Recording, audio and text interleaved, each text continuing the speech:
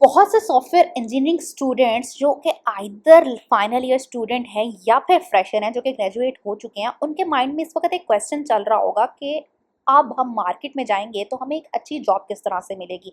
Market में दो तरह की जॉब अवेलेबल है, या तो पैकेज चल रहा है बस माइनर सा 2 से 3 लाख पर एनम, यानी कि 20 से 25 हज़ार रुपया पर मंथ, या फिर एक अच्छा पैकेज 20 से 25 लाख पर एनम, यानी कि 2 से 3 लाख रुपया पर मंथ। तो अगर आपको प्लेसमेंट लेनी है एक अच्छी जॉब के लिए तो क्या डिफरेंस है? मेरे नज़दीक इसमें डिफरेंस है 4 से 5 माह की डेडिकेशन के साथ प्लेसमेंट इंटरव्यू की प्रेपरेशन। नाउ नेक्स्ट क्वेश्चन ये है कि हम तो फ्रेशर हैं, तो हमारे पास एक्सपीरियंस तो है नहीं, तो हमसे क्या क्वेश्चन किया जाएगा और किस तरह से हम एक अच्छे पैकेज की जॉब ले सकते हैं। तो जब भी कोई कंपनी आइदर आपकी यूनिवर्सिटी में प्लेसमेंट के लिए आएगी या फिर आप सीवी मार्केट में ड्रॉप करेंगे, तो बीइंग अ फ्रेशर वो सबसे पहले आपको जज करेंगे, आपका नॉलेज देखेंगे डीएसए से रिलेटेड, और डीएसए की 3 से 4 माह की सॉलिड डेडिकेटेड प्रिपरेशन के थ्रू आप एक अच्छे पैकेज की जॉब ले सकते हैं।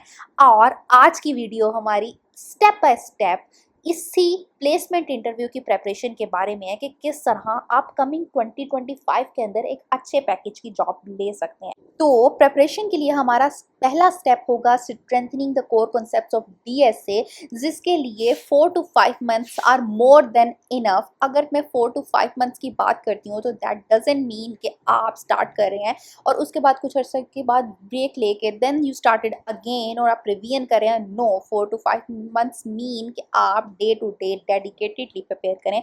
और अब ये डेडिकेटेडली प्रिपेयर करना किस तरह से है, तो यहाँ पे एक और मिसकंसेप्शन आती है स्टूडेंट्स की कि हमारा टॉपिक जो कि हमें डीएसए के सिलेबस में यूनिवर्सिटी में पढ़ाए गए हैं that are more than enough. तो नहीं, आपको एक 30 एलपीए की जॉब के लिए अपनी एफर्ट तो डालनी पड़ेगी ना। 3 एलपीए और 30 एलपीए में डिफरेंस है, तो आपको खुद से एफर्ट डालकर खुद से प्रॉब्लम्स को सॉल्व करना पड़ेगा।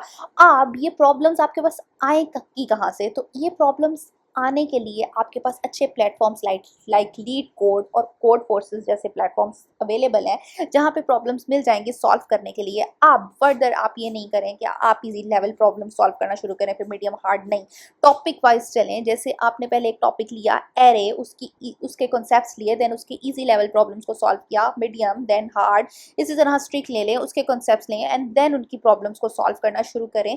एक कैंडिडेट से एक अच्छी कंपनी एक्सपेक्ट करती है कि वो इजी लेवल की प्रॉब्लम को 5 to 10 मिनट्स, मीडियम लेवल को 15 to 20 मिनट्स और हार्ड लेवल को 45 to 60 मिनट्स में सॉल्व कर सकता है।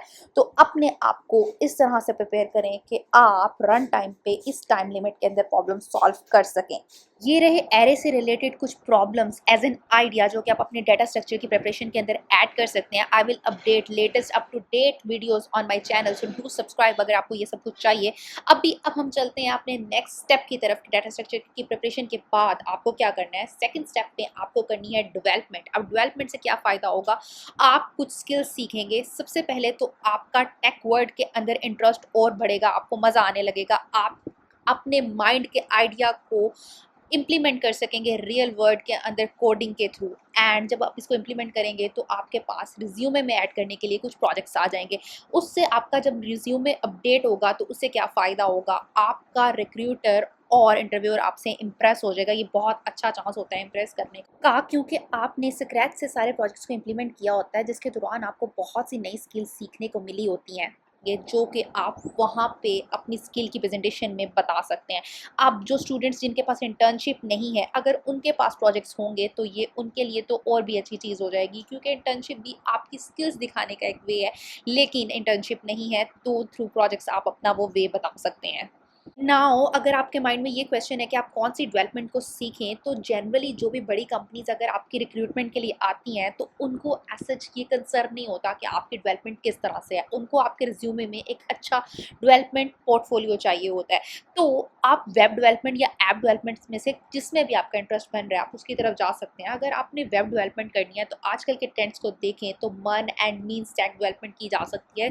पाइथन सीख के आप जेंगो की तरफ जा सकते हैं, या फिर अगर आप ऐप डेवलपमेंट की तरफ जाएं तो रिएक्ट, नेटिव, फ्लटर, कोटलिन, आप इनमें से किसी भी ऑप्शन को लेके अपने डेवलपमेंट पोर्टफोलियो को बनाना स्टार्ट कर सकते हैं। डिप्लॉयमेंट से रिलेटेड डेडिकेटेड प्लेलिस्ट और अपडेटेड कंटेंट भी आपको चैनल पर मिल जाएगा। अभी की अगर हम स्टेप बाय स्टेप बात करें प्रेपरेशन की, तो डेवलपमेंट करते हुए अब आपको फुल स्टैक डेवलपमेंट सीखनी है as a beginner, front end, back end, और थोड़ा सा डेटाबेस को भी सीखना है। डेटाबेस की अगर ऑप्शंस की बात करें तो मोंगोडीबी और माई एसक्यूएल दो ऑप्शंस है जिसमें से आप एक तरफ जा सकते हैं।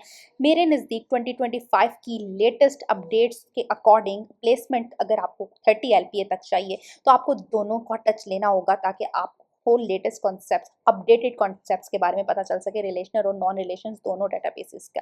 आप उसके बाद आपको जब प्रोजेक्ट्स डिप्लॉय करने हैं तो यहाँ पे रिज्यूमे में ऐड करते हुए स्टूडेंट्स कुछ मिस्टेक करते हैं। वो कहते हैं कि हमने ये प्रोजेक्ट्स बनाए, लाइक वीक प्रोजेक्ट्स, कैलकुलेटर हो गया, टू डू लिस्ट हो गई, ये भी अपने रिज्यूमे के अंदर ऐड कर देते हैं। Yes, these are good projects for learning purpose, लेकिन आपको ये रिज्यूमे में नहीं डालने। एक अच्छी प्लेसमेंट के लिए आपको फुल स्टैक प्रोजेक्ट्स डालने हैं जिसके अंदर आप फ्रंट एंड, बैक एंड और डेटाबेस को भी यूज किया हो आपने, तो ही आप अपने इंटरव्यूअर और रिक्रूटर को इम्प्रेस कर सकते हैं। अब जब आपने डिप्लॉय कर लिया तो मेरे नज़दीक एक अच्छी डिप्लॉयमेंट ट्रिप के लिए आपको 5 to 6 मंथ्स चाहिए जिसके अंदर आप कंप्लीट ग्रिप ले सकते हैं। इसके बाद आप स्पेशलाइजेशन के की तरफ भी जा सकते हैं। Now you can choose front end और बैक एंड। अगर आप फ्रंट एंड चूज कर रहे हैं तो आप रिएक्ट और एंगुलर की तरफ जा सकते हैं, कुछ फ्रंट एंड लाइब्रेरीज को सीख सकते हैं।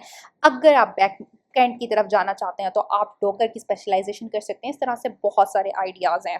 नाउ डेवलपमेंट के साथ साथ आपने डाटा स्ट्रक्चर को नहीं छोड़ना। अगर आपने डाटा स्ट्रक्चर को छोड़ दिया तो आप इसके कॉन्सेप्ट्स को भूल जाएंगे, क्योंकि आप एक प्लेसमेंट के लिए प्रिपरेशन कर रहे हैं, एक टेस्ट की प्रिपरेशन कर रहे हैं, एक इंटरव्यू की प्रिपरेशन कर रहे हैं, तो आपको उसको दिन के 2 to 3 आवर्स लाजमी देने हैं डाटा स्ट्रक्चर की कोई प्रॉब्लम को सॉल्व करने के लिए। इसके अलावा इस पॉइंट पर अब now you are capable enough कि आप डाटा स्ट्रक्चर के कॉन्टेस्ट का भी पार्ट बन सके, क्योंकि वो आपको सेलेक्टिवली 1 and 1.5 आवर का टाइम देते हैं कि आप प्रॉब्लम को सॉल्व करें, तो उसकी भी आपकी प्रैक्टिस हो जाएगी। इसके बाद जो हमारा थर्ड स्टेप आता है वो आता है थ्योरी का। मेजरली स्टूडेंट्स जो है वो थ्योरी को स्टार्टिंग में पढ़ते हैं जो कि उनको कोई फ़ायदा नहीं देती। अब चूंकि आपके पास एक टेक्निकल नॉलेज है with your hands on grip, तो आप थ्योरी को अच्छे से पढ़ सकते हैं। थ्योरी के अंदर जिन सब्जेक्ट्स को आपने फोकस में रखना है वो है computer fundamentals, OOPs, DBMS, operating system और थोड़ा बहुत कंप्यूटर नेटवर्किंग को भी। इसमें से अगर आप देखें तो ओप्स आप डाटा स्ट्रक्चर को करते हुए कर चुके हैं, टीबीएमएस को डिप्लॉयमेंट को करते हुए कर चुके हैं, तो अब आपको इतना ज़्यादा टाइम नहीं लगेगा। सो आपको 1 to 2 मंथ्स अपने थ्योरी को देना है जिसमें आप अपनी डिप्लॉयमेंट को और डाटा स्ट्रक्चर की प्रैक्टिस को साथ साथ रखेंगे। इसके बाद अब इससे नेक्स्ट स्टेप आता है रिज्यूमे को बनाने का।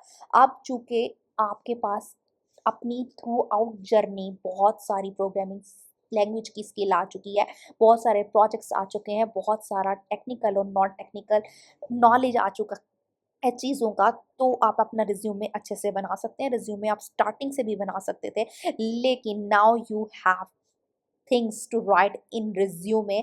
इसके बाद एक चीज़ जो कि आपको लास्ट पे करनी है, ये मोस्ट अंडररेटेड स्टेप है जो कि बड़ी company Microsoft, Google and different major level की कंपनीज आपके टेस्ट में पूछती हैं, that is quant and aptitude test. इसके लिए आपको कुछ नहीं करना, आपको टेस्ट से तकरीबन 15 से 20 दिन पहले इसके रीजनिंग के क्वेश्चंस को देख लेना है। आप अपने सीनियर से पूछें जो कि हायर हुए हुए हैं इन कंपनीज में, उन्होंने ये चीज़ ज़रूर की होगी, ये आपके लिए बहुत फ़ायदेमंद रहेगी। नाउ होपफुली मेरा ये पर्सनल एक्सपीरियंस और एडवाइस आपके काम आए। आप इस चैनल को सब्सक्राइब कर दें क्योंकि लेटेस्ट कंटेंट पे सारी के सारे सब्जेक्ट्स की प्लेलिस्ट चैनल पर अपलोड होने वाली हैं।